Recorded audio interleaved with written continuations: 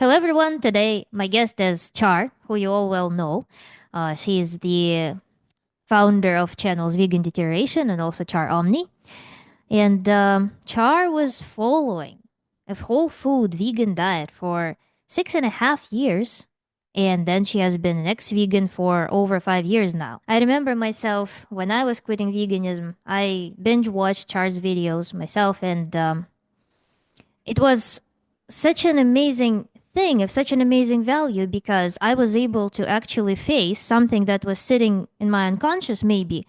I was able to face something that I was kind of scared to admit myself. So, through exposure to Char's videos, to Char's materials about veganism, vegan deterioration, I was actually able to acknowledge the problem full heartedly without trying to run away from it. So, I'm really, really grateful for Char's resources that they exist. And I think a lot of you guys who are watching this video can also sign under this because I think Char helped a lot of people get out of the veganism and everything that it comes with. Hello, Char, and welcome. Thank you. Thank you. I'm so glad that you said that because it makes me feel like it's worthwhile, the things that I do when I'm making these videos. It's a grandiose work, and I mean you prepared such a vast library of materials that so basically the value of it that you do it with such consistency and you expose so many things regularly with this volume of materials, it's really impossible to not notice the patterns. So if you, I mean, you just you need to exercise a lot of willpower. You really need to not want to see certain things to not see them when you're exposed to all of that. So the first question that I have to you is: do you recall the moment when you decided to start talking about veganism on YouTube? Because a lot of ex-vegans, they just swallow their experience and they just live with it. A lot of people live with this pain. But what do you remember that moment when you're like, okay, I'm creating YouTube studio account and I'm starting to speak up? Yeah, so I had quit. I had quit being a vegan, but I was still subscribed to vegan channels. Like I quit, I was on my way, I was eating animal foods, but I still had all these subscriptions to vegans. And whenever I would log into my YouTube account, I would just see stuff and it was like I was seeing it for the first time. Like they look bad. They look bad. And when I first started making videos, I wasn't talking at all in any of my videos. Like all of my videos, I don't know if people that was around back then are still around now because some of those videos, all of them actually, they've been deleted. So the Mm-hmm. first video you'll see on my channel now, I'm talking, but before that, it was like, I don't even know how long it was. It could have been many months. It could have been like almost a year where it was just videos of just like slideshows, like before and after pictures of vegans, and I wasn't talking at all. So, and it was picking up. There was people seeing it. There was vegans seeing it because my channel name it was pretty harsh. It was Vegan Deterioration. So Uh-huh. they're like, who is this person who is making these videos? Because they nobody knew because I wasn't in the videos. I wasn't talking at all in the videos for a while. So it was just literally me just putting these before and after images to see like, do other people see what I'm seeing before I Mm-hmm. even said anything for a long time. I see. So I remember that day. Hmm. What was the first video? Like, who was it devoted to? Do you remember? Oh yeah, it was freely. It was See. freely. Yes. I see. And when people started coming to like your comment section, what were the comments like when you were just newbie in that? I was expecting like hate. I was expecting a lot of people to be like, no, you're wrong and stuff. But there was some of that, but it was a lot of people saying, yeah, like this don't look right. It was a lot of Mm-hmm. that, a lot of it. And it just motivated me to keep making videos because she wasn't the only one. There was other vegans as well. Like, and even now thinking back to those videos, those people don't even look 10% as bad as they do now. It's just accelerated for a lot of them. I see. Mhm. Yeah, that's quite sad. But like I wanted to ask you this like maybe a little bit introspective question. Who did you address those videos to? Like was it like some secret intention to seek justice from some vegan authorities?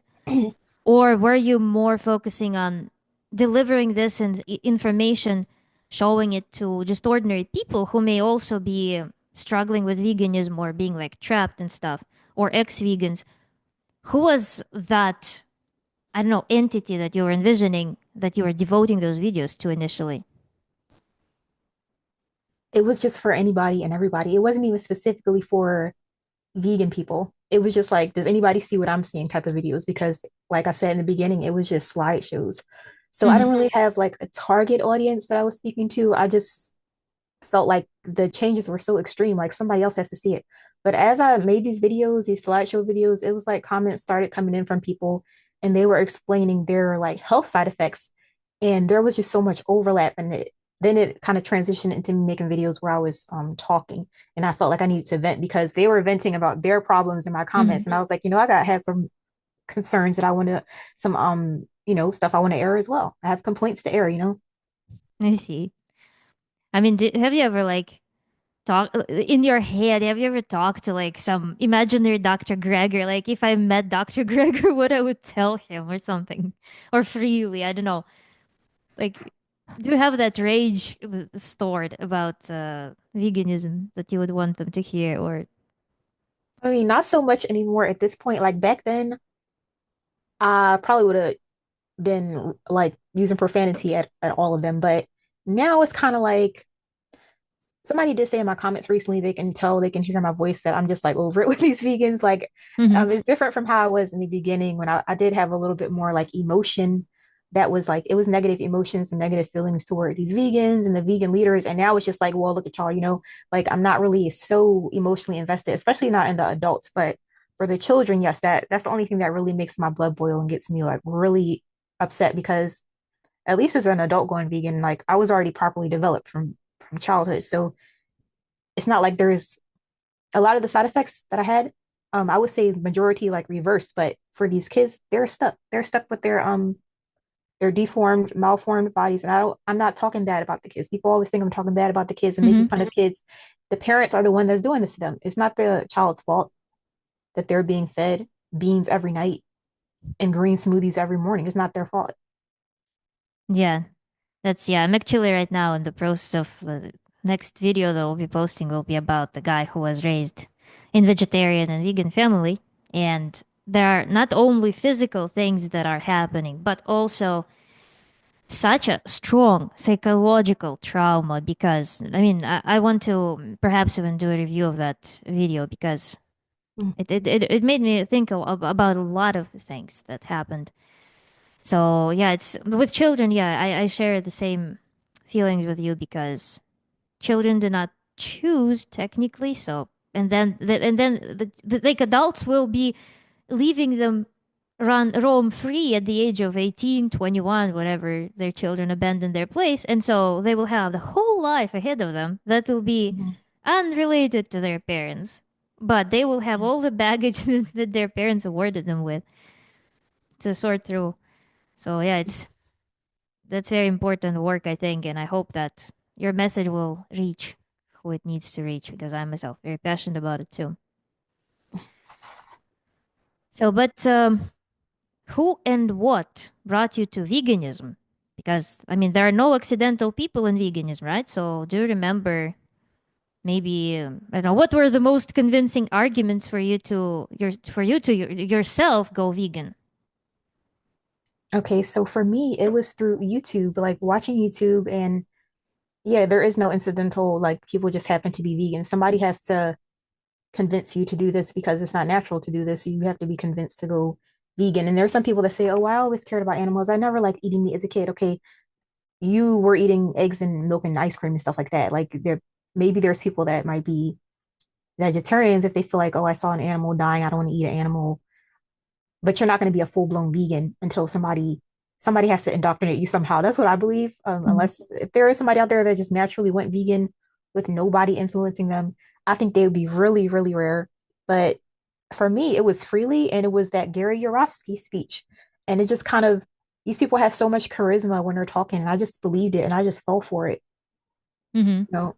And those arguments that we don't need animals foods to be healthy. We don't need it. And I didn't have anything at that time. There was no. This was like in 2012, so there wasn't any. Well, the end of 2011 was when I started seeing this stuff, but there wasn't no large anti-vegan movement. There wasn't all these ex-vegan interviews. There was really nobody talking badly about veganism anywhere. So as far as I saw, and Mhm. I know the vegetarian myth book. I don't know if it was out at that time, but I never heard of it. And I didn't see people online saying, I'm no longer vegan, I'm no longer vegan. Everybody was still vegan. There wasn't no I'm no longer vegan videos Mm-hmm. either. So everybody was speaking positively about it. And so when they say you don't need animal foods, I'm like, well, I mean, if you didn't, like we would know somehow. So I just believed it. I just got sucked up into that. And there wasn't really anything to convince me otherwise at that time. And they also tell you that it's so cruel to take things from animals when you don't have to do it. And that was my whole thing. I was never this, oh, I love the animals. I love the animals. And somebody wrote in my comments, not in my comments, I actually saw it on Instagram. Somebody wrote, everybody loves animals. And I don't keep reiterating this on my channel, but I've said it a few times that I don't just love animals. I'm sorry, even though I know some people out there, they love animals and they believe all people love animals. Like I can appreciate them. I think they're beautiful. They have their purpose. Um, Having your pets and stuff or your animals that you take care of, that's one thing you can love those individual animals. But as far as just like I see a random bird, I'm like, oh, I love this. Like I don't feel that. You know, I don't want them to be hurt. I don't want them to be injured. I don't agree with like people needlessly torturing and harming animals, obviously, but I didn't love them, but they were saying it's not necessary. So it's like I felt like if I don't have to harm these animals, if I don't have to eat these animals, then I'm just not going to do it because why? Like why? Mm-hmm. You know, I don't love them, but I also don't want to like hurt them just because I don't love them. Like I don't want to do that. So I pretty much just immediately accepted it. I was just like, you know, this is true. The vegan thing is true. We don't need animal foods to survive because there's all these vegans in there. They seem Gary Yourofsky, he seemed pretty strong, solid. I don't know if he's when I look back on those videos of his greatest speech ever, I don't even know how I fell for it because he didn't seem like he was mentally intact. But at the time, like I just looked at it and thought it sounded great. I was watching Freelee and all these people, and they sounded so energetic, and they just seemed so calm and confident. And I was just like, you know, I want that too. You know, you don't have to eat the animals. Maybe you know, we stop eating animals. So I did it. I did it, and um, I feel like a lot of it only made sense just because of the charisma of these people and the way that they were just so convincing. And the whole vegan thing, it just, whenever I hear somebody giving a speech or trying to convince me of anything, I'm so skeptical of everything. Now, that's one thing that kind of lingers. Like, I'm just so skeptical. I don't believe anything, especially when it comes to health, diet. And, you know, maybe this is not a good, like, lingering effect, but it made me afraid to like focus on eating too healthy. And so I know that's crazy. I know that's crazy. Like I don't want to be focusing on trying to eat so healthy and trying to be perfect because I obsessed over that for years. And the more that when I first went vegan, I wasn't really so obsessive about trying to be super healthy. I just the food was healthy, right? Like it was Mm-hmm. all these fruits and all these vegetables and rice and potatoes because I first initially was doing a stupid freely diet for like 2 years and then I quit that. But the food was healthy, so I didn't really feel like there was anything more to think of. Like I took my B12, I took my vitamin D, and I feel like that should have been it. But then as time progressed and you know the vegan diet started coming due for my physical body, then I was investing so much money, so much mental labor into trying to be like the healthiest, trying to get every single thing I needed. And the more that I obsessed and the more I wasted money on all this stuff, the more I just kept physically getting worse. So that just gave me this idea. I know it's not true, but I just feel like the more I obsess about things, the more I try to make everything perfect, the more I try to be super healthy and just make sure everything is so pristine and I'm getting every little thing, the worse that I feel. And it's not going to happen on animal foods, but I just still feel like, you know what, I just do whatever I want to do. I'm not thinking about it because that's what I did my whole life. I never had any health issues whatsoever when I was just eating whatever I wanted to. So I went back to that. You know, I didn't go carnivore. I didn't go Mm-hmm. on any particular diet. I just eat, you know, whatever I want to eat. Uh-huh. And maybe that's not for the best, but I guess psychologically, that's one thing that's lingering, like from being a vegan. Like I'm not going to be wasting all my time thinking about what I'm eating and how to make it so perfect. I'm doing it Yeah, anymore. it's actually one of I mean, from like what I'm talking to people, I recognize that, yeah, a lot of people, they do try to avoid now, try to avoid the restrictions because that was a part of traumatization, I think, from veganism is that you have so much attention invested in eating and not eating that you just get fatigued from that. And when it doesn't pay off, you're just like all this effort and for this damage. So yeah, a lot of people they're like, no, I'm allergic now to any restrictive diet. So, Exactly. but then, how? Actually, I'm curious. Why did you start watching all those videos? Like, how did you get exposed to all of that vegan content? Because also, like, was it some life situation that you were in that was like some health pursuit or um I don't know, some I don't know meaning crisis, I don't know something like what made you interested in those videos? How do you think? Okay, so for this question in particular, I have no idea. I think I Hmm. saw just like the greatest speech you'll ever hear on YouTube, and I was like, oh, what's that? And I just clicked on it, and it just, and then once you click on one thing, you start seeing other stuff, and then I started seeing Freelee, and started seeing all this stuff popping up, Hmm. and it wasn't something I was actively looking for that I can recall. I don't remember actually looking for anything, I see. you know. Yeah, when you see attractive person, I don't know, like online, some energetic person, that's what Mhm. hooked me up too because I remember people around me, like in real life, they were like fatigued, kind of like always like having all those colds and stuff No, and that's true. That's true. struggling with like excessive weight. And then you go online, you see this fairy tale of like super energetic, super vibrant life with all those colorful fruits. And that just absorbs you somehow because you're like, this is the reality that I want to be a part of. And I also don't remember how I discovered all that, but somehow the algorithm found me. Yeah, and when you mentioned the people around you, like people around me, it was like a lot of work, a lot of stress, a lot of just like I don't know. And then online, there was just these super leisurely, seeming confident, at ease fruit people. And it just was so inspiring, not even just for the diet, but for the way they were living. It was Freely and Dorn Rider back in the day until Hmm. I realized they was crazy. But when they first started, they seemed kind of normal-ish. And so, and so, yeah, like they just seemed so at ease with their life. And I was like, maybe I need to eat a bunch of fruit to like be at ease with my life. But obviously that wasn't the case, you know. Uh huh. They were making their job was doing YouTube. So of course they were leisurely and at ease and so calm and confident all the time while around me it just seemed like a bunch of stress and people working hard and waking up early and they were talking about how they get sleep in and it's so important to get all this sleep. And I was just I don't know. I guess it all tied together to be convincing. Hmm.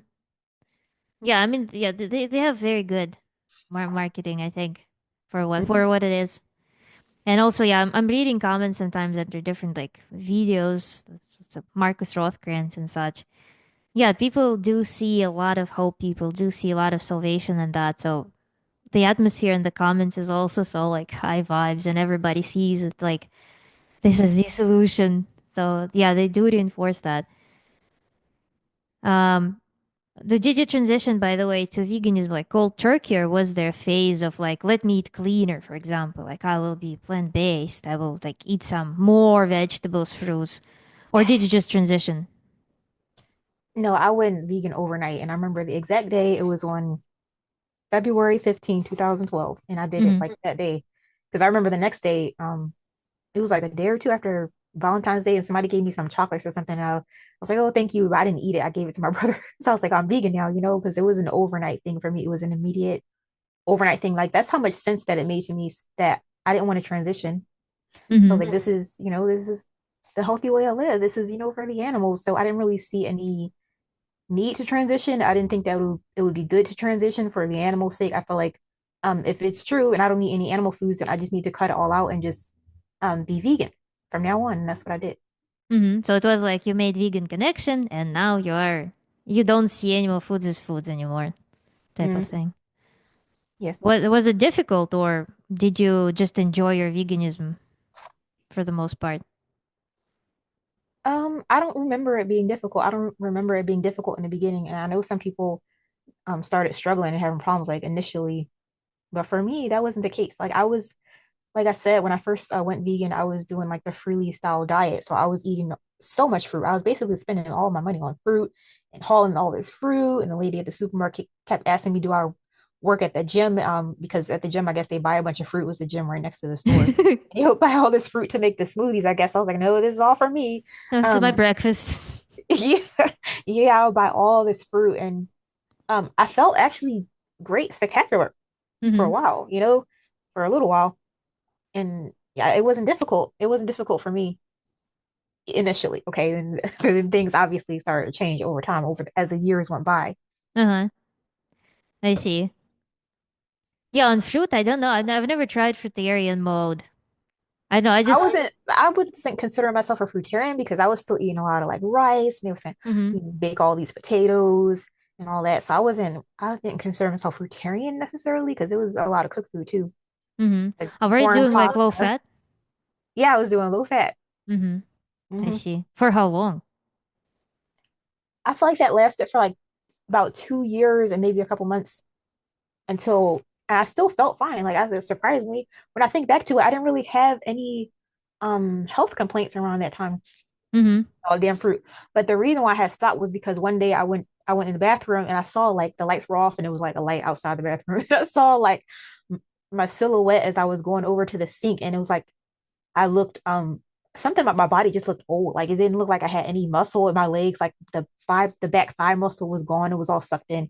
And I Wow. already had my whole life I've always had kind of solid looking legs. And I was like, um, maybe I need some more protein or something because it just looked like I was lacking the underlying structure of my body. So Mm-hmm. I was getting skinny fat basically, and I didn't like that. I didn't like that, and so I introduced the beans and the legumes and the lentils and the nuts and the fats and everything came back into my diet as well for the next about 4 years that I lasted more on a vegan diet. Mm-hmm. By the way, did you try to contact Freely or someone who you were following with like inquiries like what to do? Like why is this happening? Is it normal or Um, no, I never reached out to Freely. I was in their 30 bananas a day forum at one point, and mm-hmm. I don't think I ever remember expressing to anybody that I wasn't happy with the body composition because when I look at those people like Freely, for instance, I don't know if it was around that time or if it was shortly afterwards after I introduced like more foods, but I didn't see Freely as somebody to contact because something happened. I remember she had this video where she was standing there with her feet together and she said, why all women can have and should have a thigh gap. And so when I saw that video, and I think this was around the time I'm transitioning out of her diet because I felt like, I want my legs back.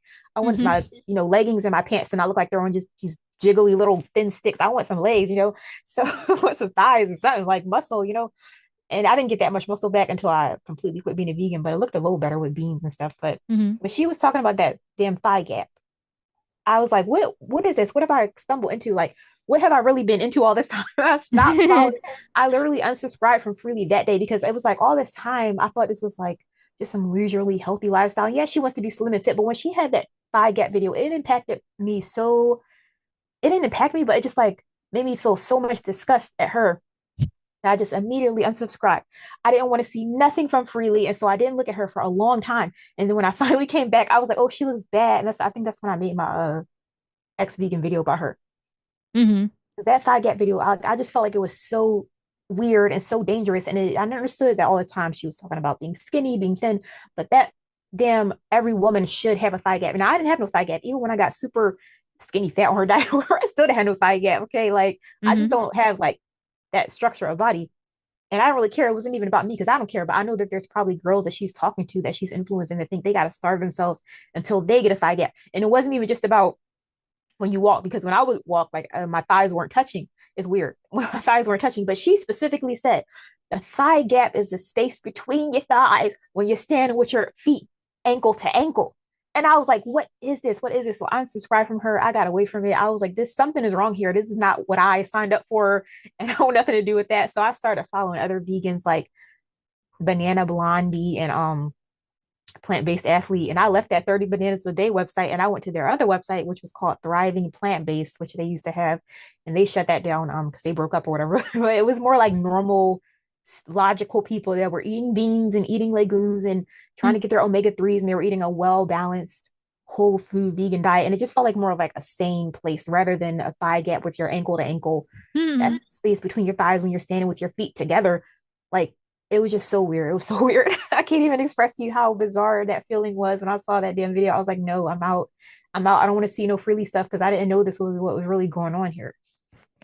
I see. So you weren't like into like body goals or something like that because I imagine there are so many people who just go to try to lose weight with like low fat diet and stuff.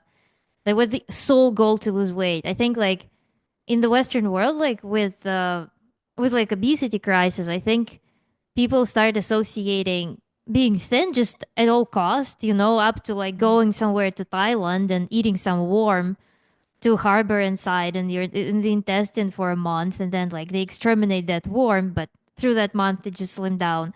So at all costs, just being thin is the exemplar Is the example is the symptom of ultimate health. I think there's such distortion in a lot of people, and I mean she sells really well. I think she sells this image really well, this idea.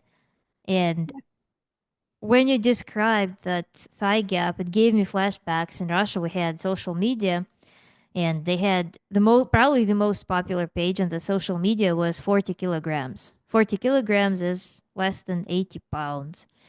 And that was, they showed like Anna, aesthetics there, photos and stuff. So many girls were following that with that square gap between the legs. It was crazy. Hmm.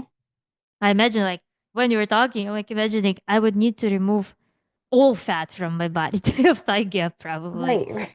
with muscle. And Uh, muscle, remove the muscle too. yeah. And plus also have like proper pelvic tilt to like Hmm. tilt the butt backward. It's crazy. Yeah. Well, actually, when you were going vegan and initially in the first stages, did everything about veganism make sense to you, or did you have some things that you had to kind of sweep under the rug in your mind? Like this kind of doesn't make sense, but I guess it works anyway. Uh, no, I didn't. I really, when I first went vegan, I don't understand how I didn't question things, but I think maybe I knew less about nutrients and the different nutrients you need because for me at the beginning, at least, like it all just made sense to me, not as a natural concept, like you're supposed to be a vegan in nature, but it made sense to me as something that you can do, Mm-hmm. through your own willpower or whatever. But I should not have been so trusting of these people. And they were talking about B12. So I researched that and I was like, okay, so the plant foods don't have any B12. So I got to take B12. That's fine. That was fine with me. Mm-hmm. And I already knew that vitamin D was probably something that was going to be important for me as well. Because whenever I think of vitamin D, I'm thinking about like milk and like yogurt and stuff. So I'm like, okay, so I guess I got to take vitamin D too. And then so I was supplementing those things and I started taking iodine later because another thing with this whole Freelee thing, it was more like a low sodium thing. Oh, well, iodine is in the salt and I don't need like seaweed or fish or anything. So I started taking iodine as well. And with that, the iodine, the vitamin D, the B12, even being on this low fat diet for like a couple years, I felt fine. So nothing was really jumping out to me as like this doesn't make sense until later on. And it seems like later, like as time progressed, I started to learn about other nutrients and it just kind of made me upset because I feel like there should have been more emphasis on these things, but there just wasn't. Mm-hmm. So I was taking my supplements and I thought I was covered because, and then I started taking Brazil nuts because I think I didn't mention, a vegan mentioned something about selenium. And there was just, it just seemed like as time went by, things kept popping up like, oh, there's this nutrient you need. By the way, you need selenium. I'm like, why didn't I know about this before? Like, Uh-huh. everybody that's telling people to go vegan, you should be mentioning all these things. Like, you should listen. As soon as your vegan videos start, you should have a whole list of everything that we need. But anyway, I started taking the Brazil nuts and I got chronometer and I wish I could find my chronometer account that I had from back then, but I don't know. It won't let me log in. So I was using chronometer and it was allegedly telling me I was getting everything that I needed, allegedly, supposedly. Mm-hmm. So with that, like just seeing that chart up there on the screen with everything, all the bars filled up, some of the bars sky high, like the retinol, not retinol, no retinol, the vitamin A, the vitamin C, and some of the nutrients like the folate sometimes, especially when I went to the cook food and stuff, like they were just Mm-hmm. all, full. The only things that weren't really full was the stuff I had to supplement, like the vitamin D and the iodine and the selenium and stuff. But everything else was on paper, allegedly. It was supposedly there in the diet, supposedly. So to me, seeing that all lined up on paper, if I go in and type all my foods into Chronometer and it's telling me that everything supposedly is there, then I was like, okay, this makes sense. This must be right. Yeah, I remember, for me it was very important because I was more like into naturalism. So I was always thinking that veganism must make sense naturally. Nature is like raw foods. Okay, then B12. How would we get B12? I was thinking, okay, in nature you would swim, let's say, in the river, in the sea. So you will get some micro whatever containing some microbes that produce B12. You would eat dirt. Dirt eating is one of the things that also is preached, especially in raw veganism, that you just brush off the dust of something or dirt, like bulk dirt, and you eat it. those things, I was like, okay, but I don't want to eat dirt. So then I was reading that different like apes, they consume feces, and I'm like, that already starts feeling freaky. And then I read about some settlement in India, very impoverished place, and that is one of the rare settlements in India where they don't have B12 deficiency despite very restricted diet. And turned out that they had very poor septic system, and they didn't have pure water basically. So all water that they were using in household was contaminated with fecal matter. So that Wow. started, yeah, All the vegans need to hear about that story. And yeah, I saw a story on a vegan website where they were fixing vegans' B12 deficiency by creating some type of a supplement made out of their own waste. So they were giving their own waste back to them in a supplement, and their B12 levels went up. I gotta find it again.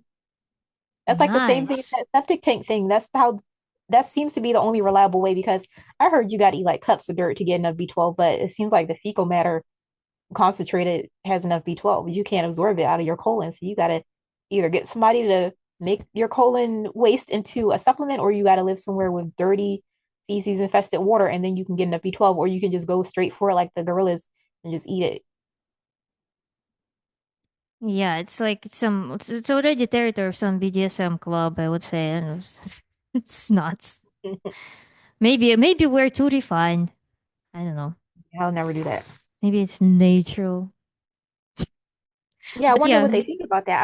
I really would love to know what a vegan would think about that. Like this whole country, they're low in B12, and I'm assuming that their food, they probably a lot of people probably don't have the greatest septic in hmm, India, maybe.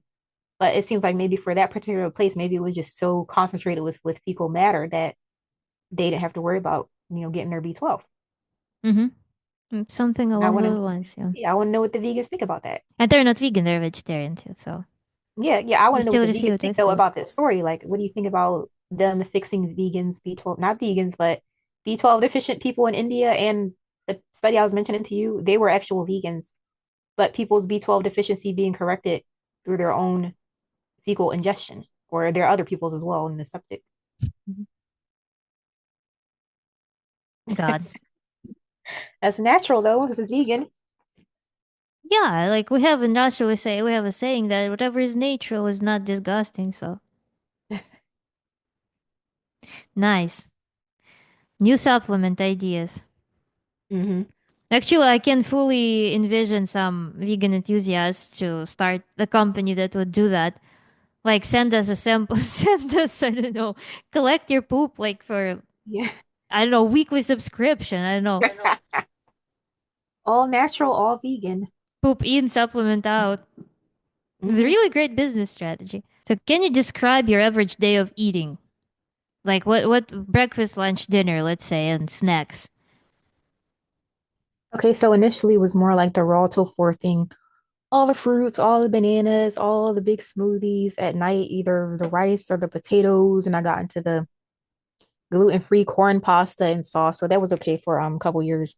And then I started going more just general whole food plant-based where I was on that thriving plant-based website and I was eating kind of similar to the way that people over there were eating. I was still having these big smoothies, but um as time progressed, my smoothies began to evolve and transform. So initially the smoothie was just like greens, bananas, like frozen fruit. It kind of Mhm.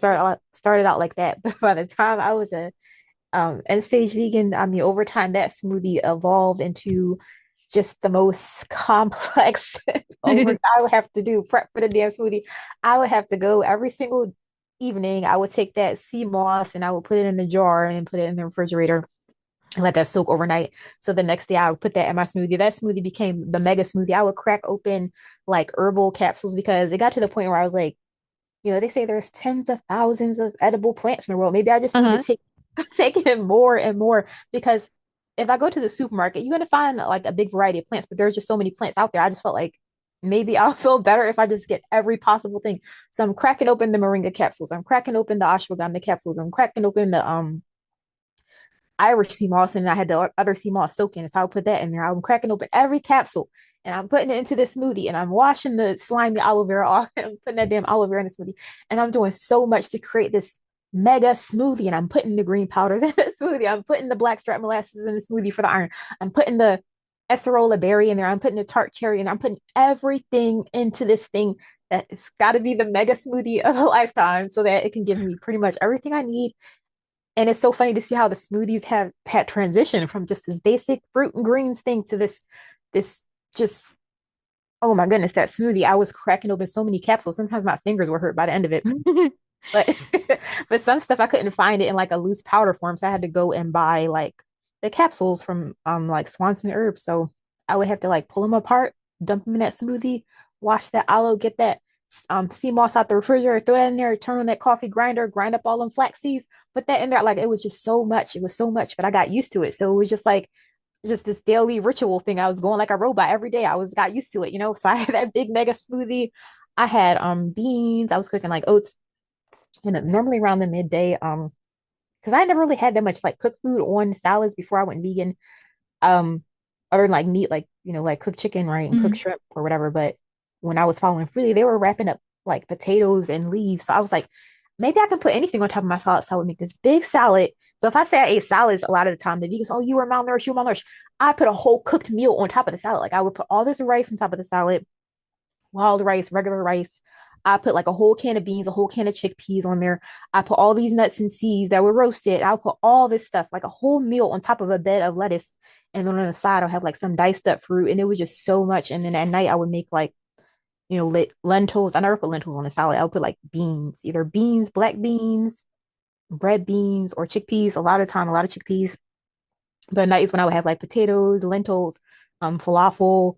I would cook these portobello mushrooms and stuff that with stuff. And I would have make bean burgers and I would make vegetable and bean soups and eat like yams and plantains. And I would eat, sometimes I would have, well, not sometimes, definitely not sometimes. I would have snacks throughout the day. In between meals, I was eating multiple snacks. I was eating basically all day.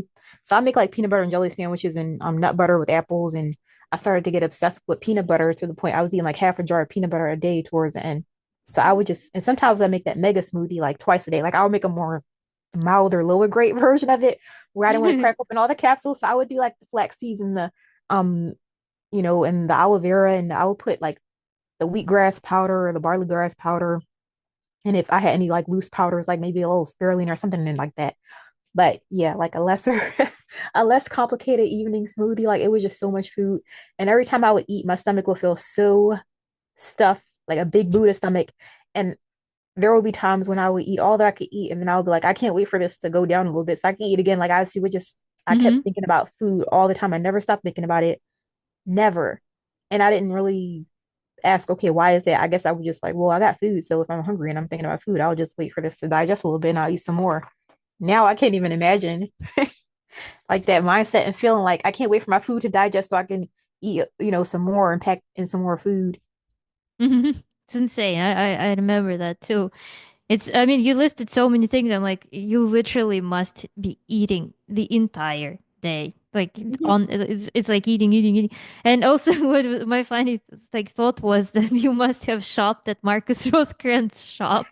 Oh yeah, oh yeah. I shopped at Marcus Rothkranz. So I didn't get a whole lot of stuff from there, but I got like I remember getting his vitamin C powder. I had their cookbook. I was never going to be a raw vegan, but I like to experiment with some of the raw recipes. And I liked there was one Tanny raw recipe that I actually liked, and it was like these raw onion rings. They were Mm-hmm. good, but I realized that something was wrong with Tanny raw. I don't know if you know who she is, but she's this raw vegan lady that she was on YouTube for years and years, and now I don't Mm-hmm. know where she's at. I don't know what happened to her, but she would make these green smoothies. She called them her savory green smoothie. That was like a savory smoothie. Oh, I'll try it. I'm not afraid to try any food. So I followed her recipe to a T. And when I tasted that thing, I was like, there's something wrong with this lady. There's something psychologically wrong with this lady if she can actually stomach this because I took one sip and I dumped out the whole entire thing. And I was like, there's something wrong with her. And then I think shortly after that, I saw a video for like one of the first times I saw her like whole body and she was so thin. And I was like, yeah, there's something wrong. Because that smoothie was one of the most disgusting things I've ever tried. And as a vegan, I was taking these bitter powders like haritaki herbs. I was taking so much stuff, and some of it was utterly disgusting. And even that didn't taste as bad as her savory green smoothie. It's just a V8 style savory green smoothie. It was horrible. It was horrendous. God. Yeah, I remember watching. Actually, never made that. I was Marcus Rothkran's fan, right? Uh-huh. And I remember him like making his morning smoothie or Kara. One of her what I eat in a day on that random day, I guess. When they were making that morning, some sludge. I don't know, like with everything, with savory ingredients, with bananas, with three kinds of powders and whatnot. Sea Mhm. moss, of course. Like, and I remember I was on sea moss phase. I tried to learn to like it, but I just couldn't because it just was taste of chlorine, smell. Mhm. I don't know chlorine taste, but like it's the taste of chlorine smell. And I remember it would just taint literally everything. Like no matter what I would add, I would just feel the chlorine. It was so bad. Yeah, smoothies was something that I never was into. I couldn't make myself consume smoothies because I was like, I'm happy with the salad, and I was actually getting inspiration from Cara Brotman's salads. Those are actually pretty delicious, but definitely teeth wreckers because you munch on an enormous amount of greens soaked in vinegar. So it was pretty bad. Yeah, and I had their one of their cookbooks, and I remember trying some of their recipes, and a lot of them I couldn't try because they would use this really expensive coconut flesh. They showed where they got it from. They had to order it, and it would come in a box to their house, like frozen or and it was really expensive. So I tried some of the other recipes, and they had this one for Mm-hmm. like this mock tuna. And I was like, you know what? Tuna sounds so good. I love tuna. I love like a good tuna salad, tuna Uh-huh. sandwich, anything so good. And so I'm like, okay, they're making it out of sunflower seeds. So I went on Amazon. I got the bag of raw sunflower seeds. I made this damn thing, and I don't know why I was expecting it to taste like tuna. I don't know why, but it was seedy and it was fibrous, and it was not nothing like it. So there was only a few times where I tried to mimic meat or animal foods, with homemade Uh-huh. recipes, and it just never even came a little bit close. So I just gave up on that. That was a waste of You time. you know what I like though from Kara's recipes? I didn't have their book. I only was using what I was free on YouTube. But I like their like kind of like meat patties. They were out of walnuts, carrot, onion, and with different like sun-dried tomatoes and some spices. Those actually I really enjoyed. I had dehydrator, so I would make those patties and I would serve them with either like fermented pickles or with sauerkraut. Those Mhm. were delicious, but I mean, as everything, they were like more gut busters, but they were good. Other things from their cooking, I don't know. I mean, they have so much. I mean, salads are salad. I mean, I like their seaweed salad too ideas, but other things I never tried, I don't think. I also liked, by the way, raw vegan carrot cake. That one was Oh, tasty. I made that a few times, and it was really good. Actually, it was really good. It wasn't a carrot cake. It was like carrot cake balls. Like it was like rolled up with Mm-hmm. dates, carrots. I think it was like walnuts or something, and Yeah. it loaded with like coconut shavings. It was good. I made that a lot of times. It was good. Yeah. Desserts, yeah, raw vegan desserts are not bad because they're moist, they're not like super dry like some baked vegan stuff without any Mhm. fats added. So raw is like it because it has water content. It's pleasant to eat, kind of. So if you look back, like in terms of your own vegan deterioration, I guess you said that you held on pretty well for a couple of years. When did the problems begin?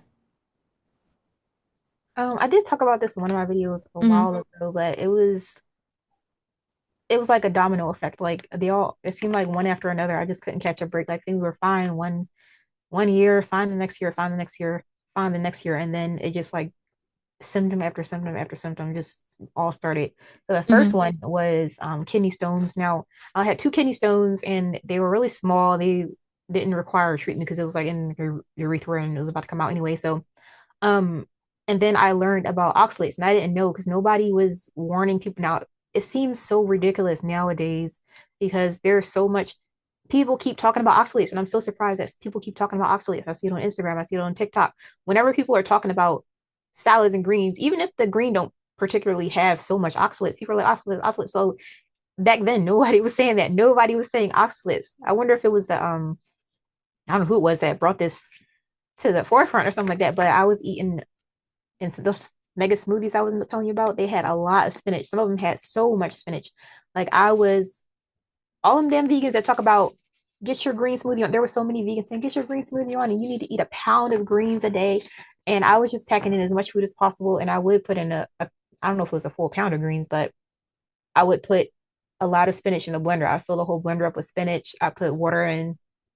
I would blend the spinach up first because I didn't have one of those fancy blenders that the vegans had, and I wasn't going to buy one either. I had a vintage blender I got from the thrift store, and I didn't want to use any other blender because it was pretty. It was a pretty blender from like the Mm-hmm. 1960s or something. I wanted to use Wow. that. So so the only way that I could get those greens to be smooth was I would have to pack the blender full of greens and just blend them by themselves. Because if I put the bananas and stuff, it would just be chunks of greens in there. So I filled the whole blender up with greens, spinach, and I would blend it up until it turned into like a little bit of green water at the bottom. It was kind of fascinating to watch all that spinach disappear and just turn into some green water. And sometimes after that, I'll put in more spinach, fill it up again, blend it up because they're like, oh, you got to get your greens in, get your greens in. And I never considered that there could be something wrong with doing this. I was like, these Mm-hmm. are vegetables, these are leafy greens. You can never get too much. Like, this is just a way to concentrate and get as much as possible. And nobody was warning and saying you can actually overdo this, but whatever, I did it. I did it to myself.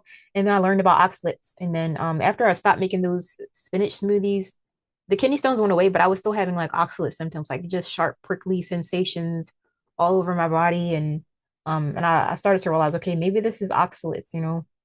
So Mm-hmm. that was the very first thing that happened that definitely didn't make me question veganism as a whole. It was just, okay, I just need to stop doing all these oxalates.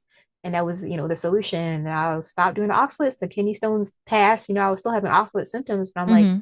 if you stop eating oxalates, eventually your body will, I guess, clear all the oxalates and you'll be fine. So it took a long, long time, it seems like, for that to happen. But that was the first thing that happened. Spinach also, by the way, spinach is always advertised as source of calcium. That's like one of the notorious sources of calcium on the vegan diet. You need to like research a little bit beyond to find other sources. But spinach is like you open any pop nutrition article online, right? And it's like plant sources of calcium are spinach, nuts, whatever. False, of course, like complete fallacy, but that's what you know when you're vegan. So you're like, okay, I gotta get this calcium in. So you eat spinach for that. I mean, I fortunately wasn't doing that because I hated spinach. So I'm Mhm. so happy that I didn't have it as much. But it's logical thing to do.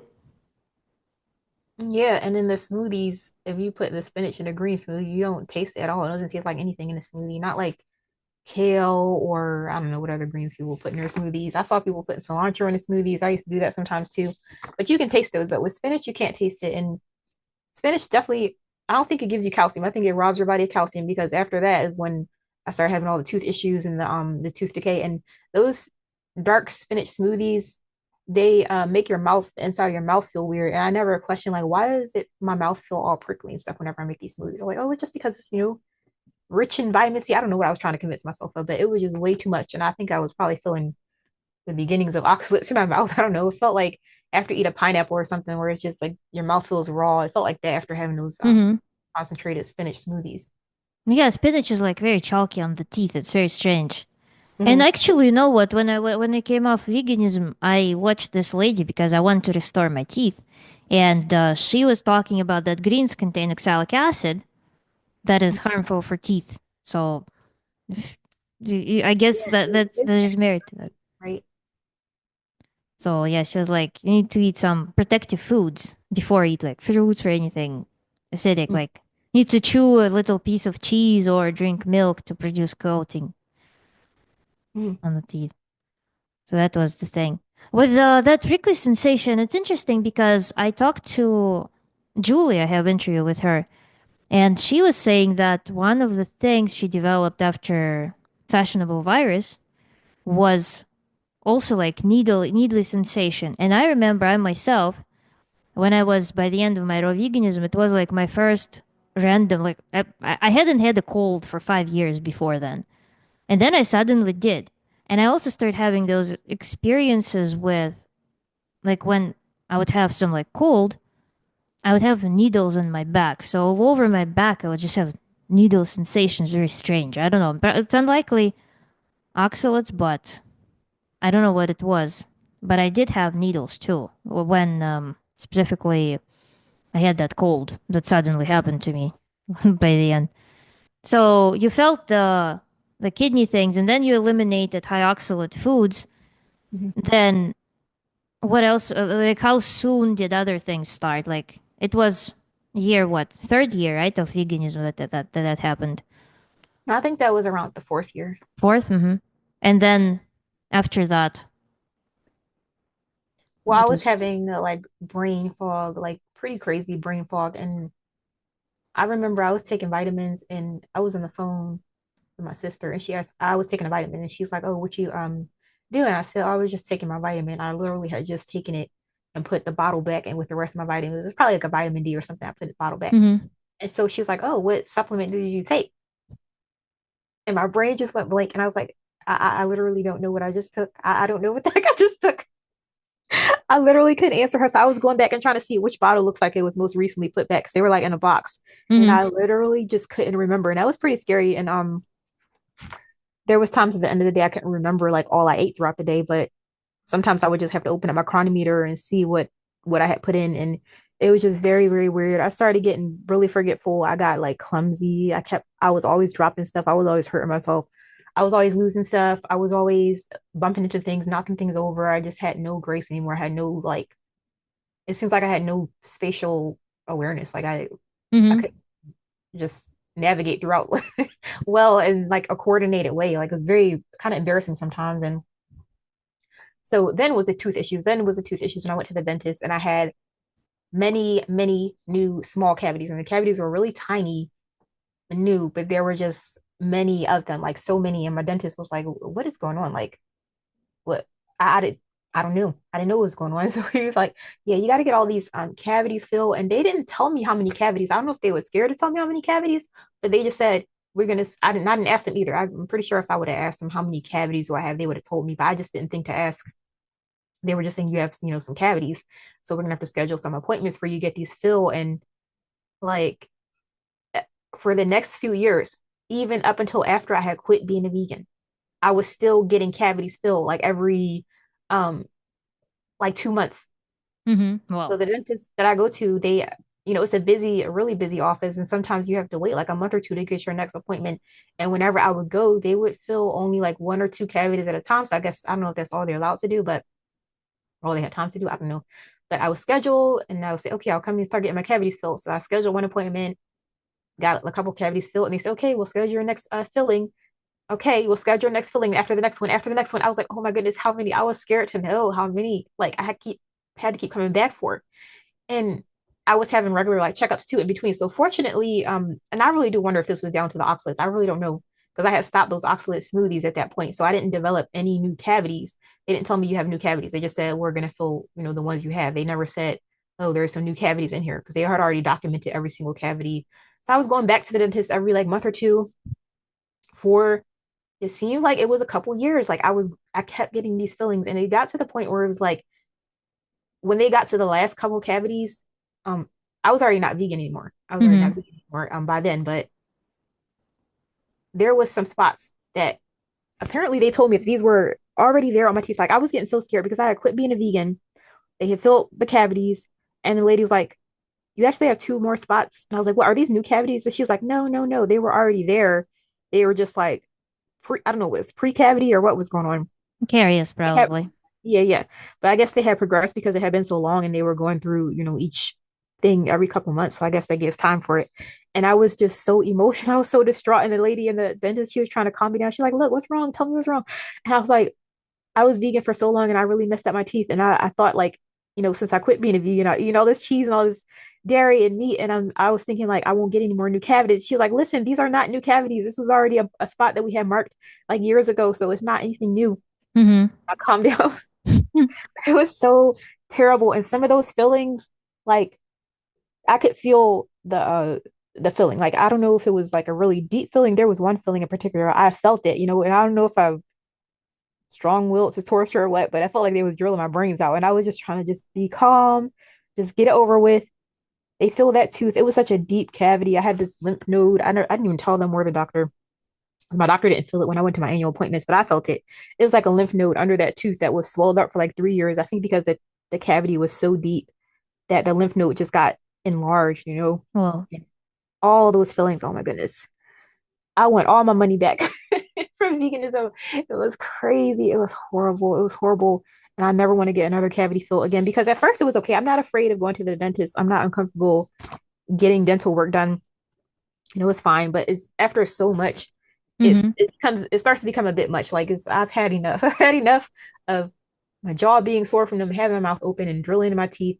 And then the one that was super, super painful, it just felt like they were just hitting right on the nerve. And I didn't want to, I don't know why I didn't want to say anything. I was just like, I just want over with. They got to be almost done if they're drilling that deep that I can feel it. But, I felt it. So I had all those tooth issues and I got all them cavities. And then you mentioned like you had got sick. And I got sick as a vegan one time too. Like I don't really get sick that often as a vegan, but there was this one time I got so sick and I wasn't even, it's so weird because I wasn't even that sick. Normally when I get sick, I'm over it pretty fast, like pretty fast. I Mm-hmm. don't know if I got a good immune system. I don't know, but there was this one time I had, and it was probably around the time I was getting all these feelings and stuff. And it was not COVID because this was before COVID. This was like in Mm-hmm. 2016 or 2017. It was before COVID, so it wasn't a COVID, but it was like a pretty mild cold. But the problem was that it was lasting for so long, and I was like, I don't understand why I can't just kick this. It's not even that bad of a cold, and it was going on and on and on and on, and eventually, like I started getting heart palpitations during this cold, and then I don't know if that triggered something. I don't know what happened, but that's when I started. Shortly after that, I started getting symptoms of POTS, which was something I got diagnosed with. And my heart was racing every time I stood up. I couldn't stand up. I was getting dizzy. My heart sometimes it would just from turning over in the bed. Sometimes it would just start racing and pounding, and I got tinnitus or tinnitus. I don't know how you pronounce it. Where I Mm-hmm. started hearing my heartbeat Ringing. pounding in my head, and I was just I don't know if I should keep going through all the symptoms, but it was just compounding, compounding, and the POTS thing. It was just so horrible because I felt like, am I going to be disabled? Because I could barely go and check the mailbox. I could barely do anything. Everything was becoming too much because of my heart rate was going. But what? And What? Sorry. go ahead.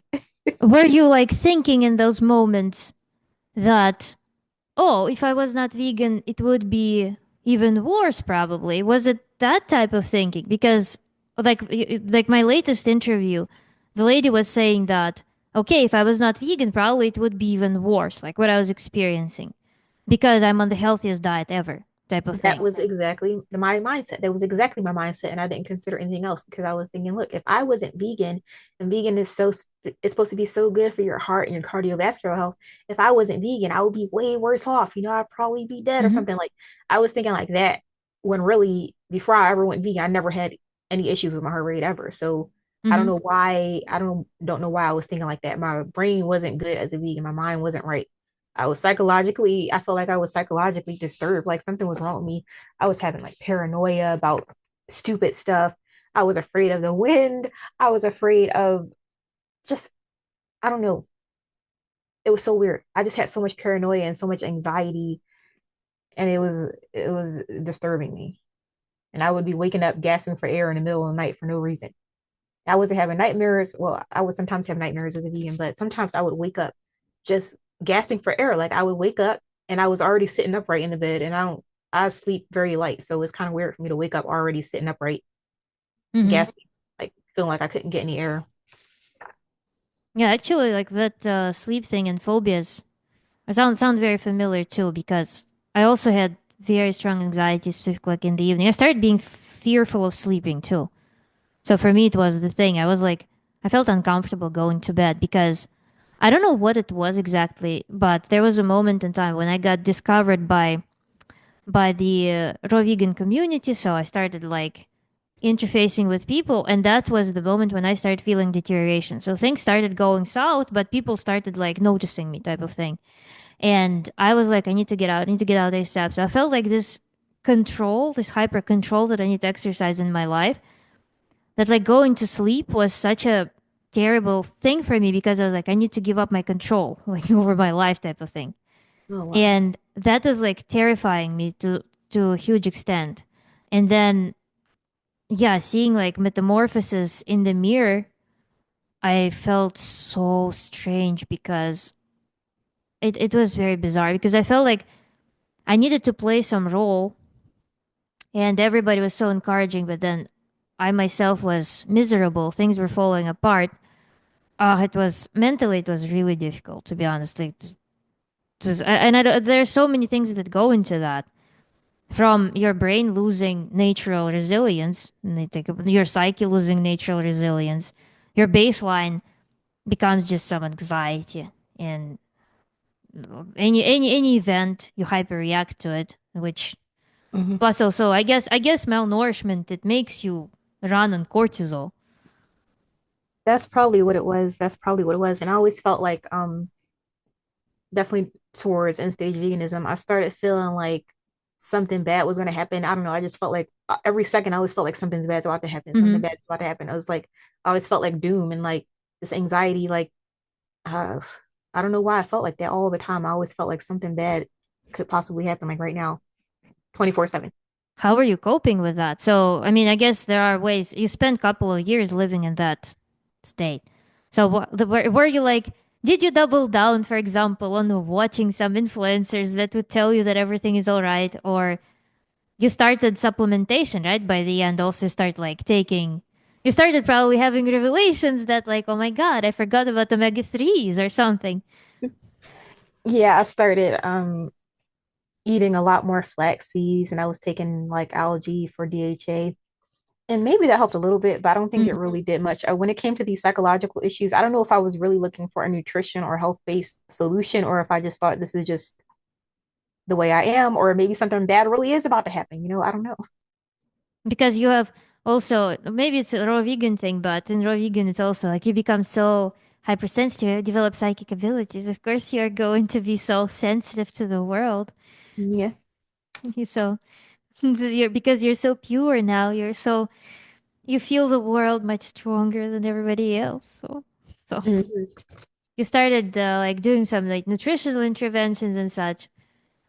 I guess But some stuff okay, like how did I just accepted. Like I don't know if I was really looking for an intervention for everything, like Mhm. at least like with the mental issues that I felt like I was having, but I don't know. I felt my body getting weaker, and I thought maybe I need more protein. Like I couldn't push open heavy doors because it felt like every time I tried to push open a heavy door, I would get this shooting pain in my wrist, and it would hurt for days. And my neck started to feel like it was straining under the weight of my head. It would just hurt so bad, and I had like fatigue. I was just so tired all the time. My face felt heavy, which I later learned was like probably sinus pressure. I never had any sinus issues in my life, so I didn't know why my face felt heavy.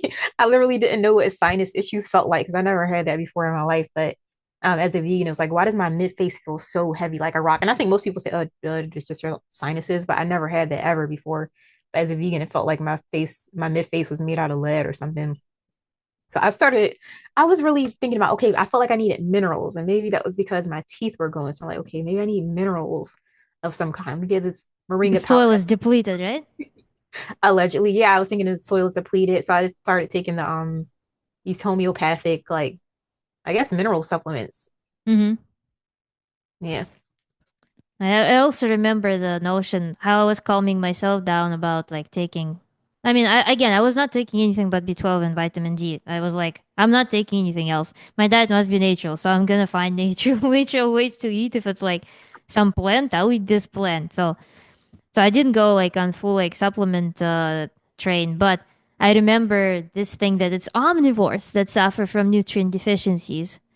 Mm. Vegans. So I was like, okay, the soil is depleted, it's omnivore thing, so it's not vegan thing that would be like that would bring deficiency and such. So those things were kind of helping me to bounce back to understanding that what I'm doing is natural and fine. Yeah, Ah, I was never telling myself that it was natural because I knew it wasn't natural, mm-hmm. and I didn't care. I was like, it doesn't matter if it's natural or not. I'm gonna take advantage of whatever supplements and whatever stuff they got out there, whatever. I don't care if the herb is from India. I don't care if it's from Africa. I don't care where it's from. If they can get it in a bottle, if Swanson can send it to me and it's vegan, then I'm gonna take it. I never considered that this is unnatural to have all this stuff from all over the world and be taking supplements on top of that. Like I never was like, oh, this is unnatural, so I shouldn't do it. I was like, it's unnatural, but it can work somehow. Mm-hmm. But how were you justifying to how were you justifying it to yourself? And also like I mean, were you just tuning in? Because remember, I had a phase when I would be like, okay, I need to eat this salad. I need to I need to remind myself that everything is okay, that what I'm feeling is not something bad, that it's something normal. So I'm going to watch, I know, Marcus Rothkran's channel. So I would like set some playlist into the play for like several hours and I would just hypnotize myself into that. Then there was this Russian guy who was also promoting million of products and raw veganism. I was watching him. He's like super fear mongering guy who's like never eat meat and stuff and instead buy my $1 million worth supplements. So I was watching all that just to explain to myself that what I'm going through is okay.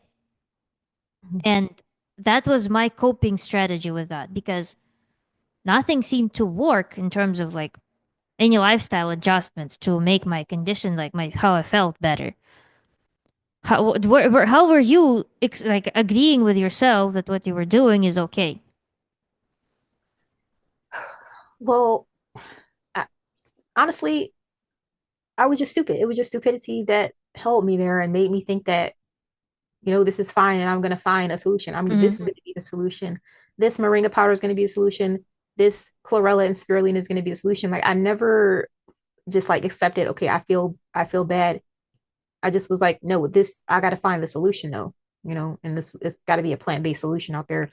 Mm-hmm. And to me, looking back on it, that's just straight up stupid. Like you shouldn't need in order for you to just function and feel alive. You shouldn't need even if it did work, even if it did work, you shouldn't need that though. You shouldn't need something from all the way around the world, one specific plant in order for you to feel alive because you would never be able to access that without planes and all this stuff they're shipping to Mm-hmm. where you are. Like you shouldn't need that. That's stupid. You should be able to survive reasonably well on things that are not too far away from you and that's not too complicated, random stuff.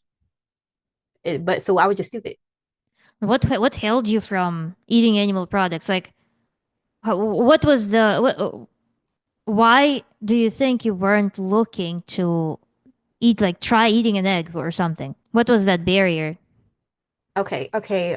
The barrier was that I'm vegan. That was basically that. I'm vegan. The end. I'm vegan. I'm vegan. You know, and I'm vegan. Like that was it. That was it on repeat in my mind. There was Mm-hmm. nothing outside of that. I'm vegan. Period. And I knew that I was never going to stop being vegan. At least at that time, I knew I was never going to stop being vegan. So that is what stopped me from even considering that maybe animal foods could be a solution because I'm vegan though. So that's not even really on my radar. So I got to find a plant-based solution. I remember actually when I came out as that I'm no longer vegan. I remember Jeanette, Misfit Vegan. She left a comment that it's kind of like stupid to think that animal products can bring health or anything. I remember that thing. So that was also something that I'd probably sympathize back in the day. Maybe I don't know. But then also like regarding your stuff, you like did any family members or friends ever tell you that maybe it's veganism or no one brought it up? I did have a couple people bring that up, and I just laughed it off and dismissed it. So it didn't make any impact. I see. Because yeah, also online I had the lady. She was like, "Save yourself, eat animal products." Shortly before I quit, and I was like, I wrote a whole passage explaining why I wouldn't do that. I mean, I wasn't like particularly against eating meat, but I don't know. Even like without going vegan for ethical reasons, I still felt resistance. Like I still felt awkward eating meat because it somehow became identity that I'm not. I don't eat meat. I guess for me it was more like some not purity, but I don't know what it was too. Like it was bizarre. There's nothing, literally, no tangible thing that was preventing me from just eating animal products. I know it's like you just get locked in somehow for no real good reason. For no real good reason, you just locked into it. Yeah, You become stubborn or something, or maybe you feel like you don't want to. I don't know. Maybe you wonder what people are going to think. Oh, look, she had to quit being a vegan. Like, and they're not even vegan. Probably worried about what other non-vegan people think. Oh, you couldn't make it work or something. I don't know. Because I've seen people write that they on Reddit as well. They don't want to quit because they wonder what their meat eating family and friends are going to think. They're going to think, oh, you failed on this stupid vegan thing when they're not even vegan themselves. So I don't know.